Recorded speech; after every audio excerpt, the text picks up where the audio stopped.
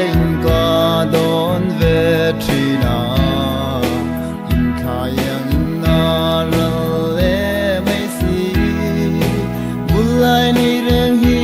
a re si lo em tin nghe mo kan lo man chin le kan vang lai hun le ni zong te hi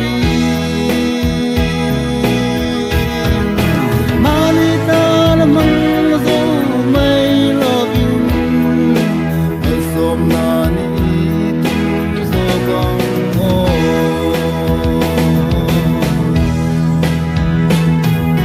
kin nom na le tu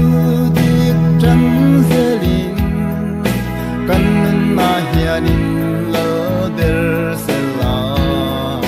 chen nom ko veng te nen kan kara siam tu ni tum zo kang o em tin nghe mo kan lo man chin le kan vang lai hun le ni zong te hi na le ta na mang zo mai lo in mai som na ni tum zo kang o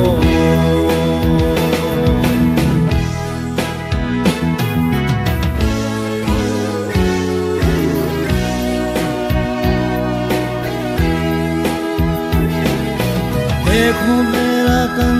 long chu hianin lung mai ni le lim ni a om chin ma ngai na a in si khom zelin rit purin thok ton zelang o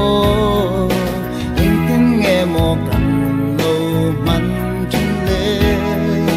kan vang lai hun le